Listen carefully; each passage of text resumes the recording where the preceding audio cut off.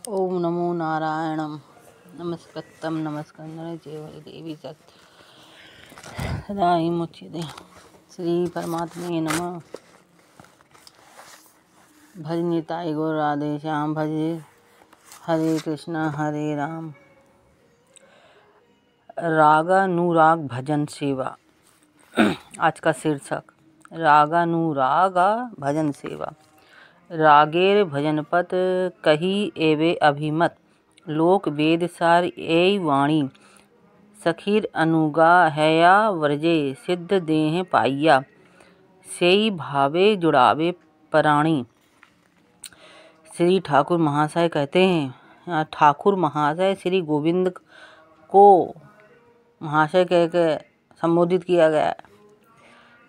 प्रेम भाववश श्री ठाकुर महाशय कहते हैं, अब मैं राग मार्ग के भजन की बात करता हूँ। श्री कृष्ण भगवान कहते हैं, अब मैं राग मार्ग के भजन की बात करता हूँ जो वेद श्रुति आदि भक्ति शास्त्रों की सम्मत है एवं लोक वेदों की सारवाणी है। साधक को ब्रज में सिद्ध देह पाकर श्री सखीगण का अनुगत्य करते हुए सेवा में अनुरक्त होना चाहिए। श्री कृष्ण में स्वाभाविक की प्रेममयी गाढ़ तृष्णा युक्त होकर सेवा मार्ग का नाम राग मार्ग है। इस प्रकार के राग युक्त होकर श्री कृष्ण सेवा संपादन करते हैं। ब्रज के परिकर, ब्रज के 4 प्रकार के परिकर हैं, दास्य, सख्य, वात्सल्य एवं मधुर। इन चारों भावों से वे श्री कृष्ण की सेवा संपादन करते हैं। वे चारों परिकर श्री कृष्ण की स्वरूप शक्ति के अंश हैं। इनकी प्रीति या भक्ति को रागात्मिका भक्ति कहते हैं। जीव का अधिकार उस प्रकार की रागात्मिका भक्ति में नहीं, क्योंकि जीव श्री कृष्ण की तटस्थता शक्ति का अंश है, नित्य कृष्ण दास है। उसका स्वतंत्रात्मयी सेवा में अधिकार नहीं है, इसलिए उसे रागात्मिका भक्ति के अनुगत होकर जो श्री कृष्ण सेवा में सहयोग प्रदान करते हैं उन परिकरों की सेवा पद्धति का अनुसरण करना चाहिए। उनकी भक्ति को रागानुगा भक्ति कहते हैं। ब्रज में रागानुगा भक्ति के नित्य परिकर हैं। श्री रूप मंजरी आदि मधुर रस के परिकर हैं। श्री राधा जी तथा उनकी सखी वृंद, उनका अनुगत्य लेकर ही श्री कृष्ण सेवा संपादन करने में जीव का अधिकार है। इस प्रकार शरीर से श्री कृष्ण की सेवा में जाना संभव नहीं है।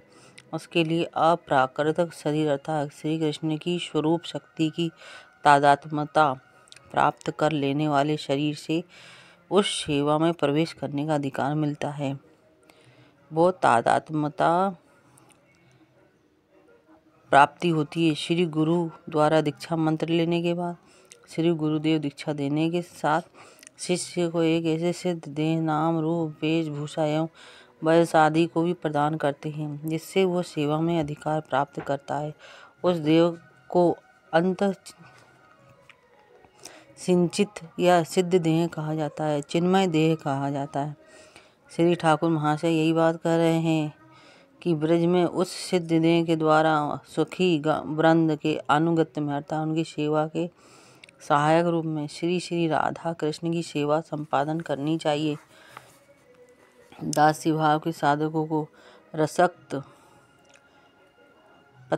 पत्रकादि नित्य दासी परिकरों का अनुगत्य करना होगा। सखा भाव के साधकों को श्री दामा, शुभल आदि नित्य सखाओं का अनुगमन करना होगा।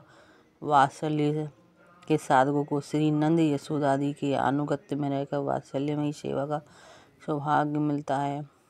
इन तीनों भावों से मधुर भाव का उत्कर्ष है। इसमें अन्य भावों की भी निष्ठा एवं सेवा अंतर्भुक्त है।